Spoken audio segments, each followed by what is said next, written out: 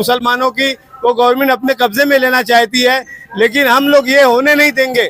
उसके लिए प्रोटेस्ट चालू है और चालू रहेगा। जैसा कि पहलगाम का जो मामला हुआ, आतंकवादी जो अटैक हुआ है, वो वक्फ बिल के मामले को दबाने के लिए किया गया है, बाकी कोई मामला नहीं है। ऐसा पहलगाम का था केजीएन चौक पर, और हमने देखा कि यहाँ पर सभा का आयोजन किया गया है और यहाँ पे तमाम बोलने वाले लोग आए थे, अपना अपना लोग बोल रहे थे।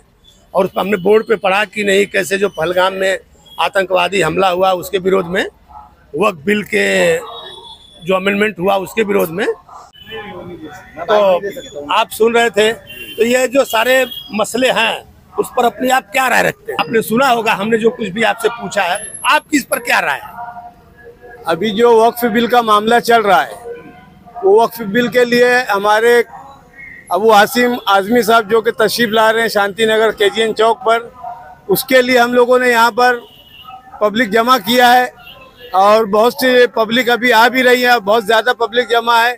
जो गवर्नमेंट ने वक्फ बिल का मामला उठाया है, वो वक्फ बिल का मामला हम मुसलमानों के जो ज़मीन का मामला है उसके हम विरोध में रहेंगे। गवर्नमेंट की इस निर्णय को लेकर, जो कि गवर्नमेंट ने ये निर्णय लिया है कि वक्फ बिल जो है, जो ज़मीन है मुसलमानों की, वो गवर्नमेंट अपने कब्जे में लेना चाहती है, लेकिन हम लोग ये होने नहीं देंगे।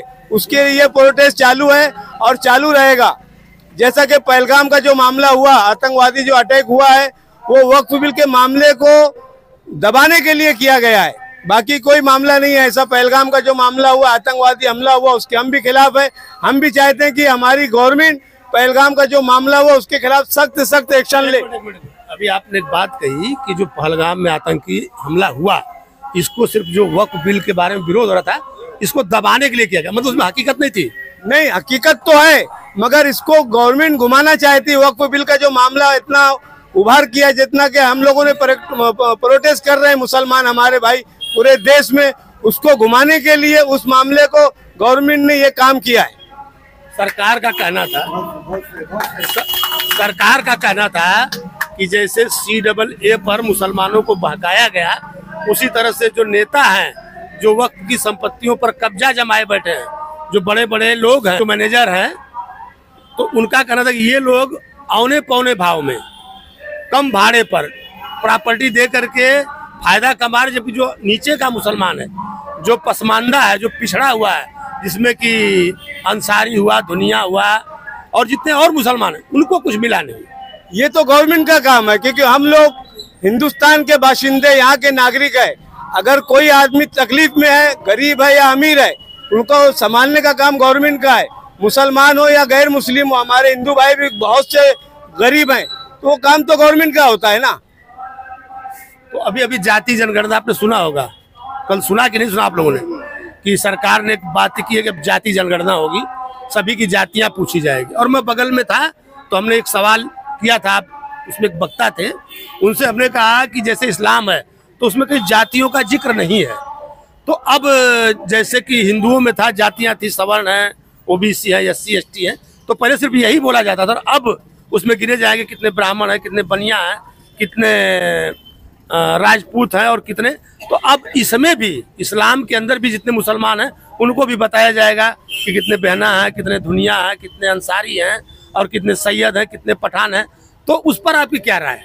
देखिए, मुसलमान छोटी छोटी जातों में बटा है, लेकिन हम लोग ये जात पात नहीं मानते, क्योंकि हमारे यहाँ अगर इमाम है तो उससे ये नहीं पूछा जाता कि नमाज जो पढ़ा रहा है वो खान है या अंसारी है या दुनिया है, सब नमाज उन्हीं के पीछे पढ़ते हैं। मुसलमान एक कौम है, एक ताकत है। मुसलमानों के साथ में जो भी नाइंसाफी हो रही है, उसके लिए हमारे प्रोटेस्ट चल रहा है और चलता रहेगा। आप भी कुछ कहेंगे? जैसे अभी बात हो रही थी, RSS ने कहा था कि जितने भी भारत में मुसलमान हैं, या जो भी इसको वो एक तरह से हिंदुस्तान कहते हैं, कि जो ये स्थान था, यहाँ पर जितने भी मुसलमान थे सब कहीं ना कहीं भारतीय थे और उनकी जातियां बटी थी। क्योंकि आप देखेंगे तो इस्लाम में जातियों की वो नहीं है, मान्यता नहीं है, लेकिन फिर भी यहाँ पर अगर आप देखेंगे तो पठान की शादी किसी दुनिया के यहाँ नहीं होती थी, या उनका रहन सहन नहीं होता था। उनका जैसे हिंदुओं में कल्चर है, सेम कल्चर होता था, सिर्फ उनका धर्म अलग था। तो आज वो कहते हैं कि जितने भी लोग हैं यहाँ पर रहने वाले सभी हिंदू हैं, क्योंकि उनके संस्कार, उनके बातचीत, उनके रहने का तरीका ये सब एक है, तो उस पर आप क्या कहेंगे? देखिए, जात पात का मामला जो है वो तो हिंदुस्तान में है, चाहे वो हिंदू भाइयों के उसमें हो, मजहब में या हमारे मजहब में। वो जात पात का मामला हम लोग आपस में समझ लेंगे, उसको साइड में रखते हुए फिलहाल हम लोग वक्फ बिल का जो मामला है उसके ऊपर हमारा फोकस है। जो रास्ता बना है ना, उस पे मतलब ब्रेकर वगैरह नहीं है। हमने बच्चे लोग खेलते हैं और जो पीने खाले गाड़ी चलाते तो कोई मारा जोर से बोलिए, जोर से बोलिए, इधर आइए।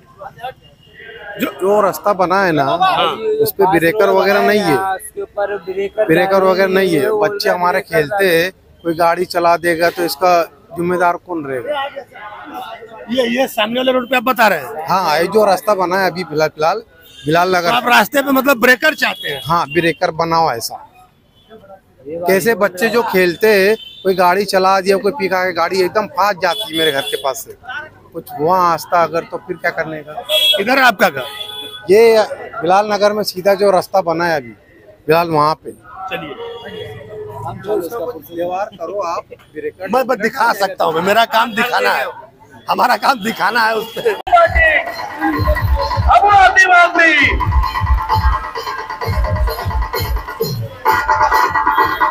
शांति नगर में ख्वाजा गरीब नवाज चौक पर समाजवादी एक संकल्प सभा का आयोजन किया गया और यहाँ पर जो भी नेता आने वाले हैं समुदाय का नहीं है। आप देखिए कि अपने विचारों पर और ये समाजवादी पार्टी की तरफ से कार्यक्रम किया गया। कोई चाहेगा कि ये पाकिस्तान बन जाए, कोई चाहेगा हिंदुस्तान बन जाए, ये हिंदू राष्ट्र बन जाए।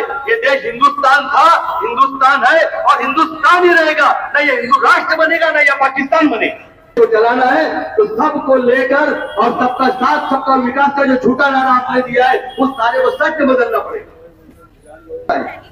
वो इसलिए जानता है कि अपना संकल्प सभा और पिछले 25 सालों से अपने दलितों की, अपने पिछड़ों की नुमाइंदगी कर रहे हैं।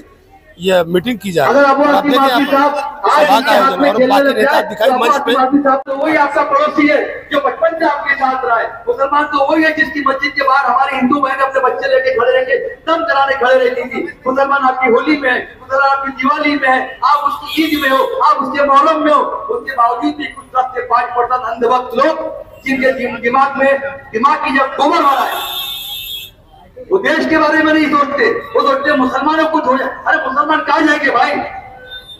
मुसलमान इस मिट्टी में पैदा हो गए, इसी मिट्टी में मरेंगे। आप निकाल दो चैप्टर मुगलों का। मुगल नहीं पसंद है तो तोड़ दो, मुगल के बनाई हुई चीजें तोड़ दो, लाल किला तोड़ दो, ताजमहल तोड़ दो, कुतुब मीनार क्या के लिए रखे हो? मुगलों की बनाई हुई चीजों से पैसा तो कमाना है, लेकिन मुगलों को जो औरंगजेब से मिलने आगरा गया था मदारी में तर, वो मुसलमान। शिवाजी महाराज की एक ही फोटो हमारे पास है, उसको बताने वाला भी मुसलमान।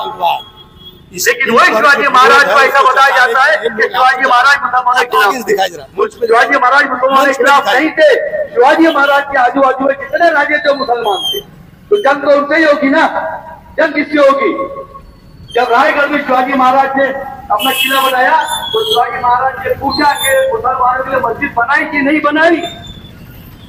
शिवाजी महाराज के गुरु मुसलमान थे बाबा याकूब। यहाँ पे 10 साल ये हुकूमत रह गई ना, तो आ जाएगा अडानी शौचालय, अंबानी मूत्रालय, ये हो जाएगा हिंदुस्तान के।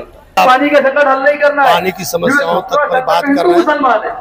और इनका कहना है कि कब तक सरकार चलेगा ये? हिंदू और कितने लोग बैठे, मैं उनसे पूछना चाहता हूँ। भरोसे नहीं है, न कोई शाह के भरोसे, न कोई मोदी के भरोसे।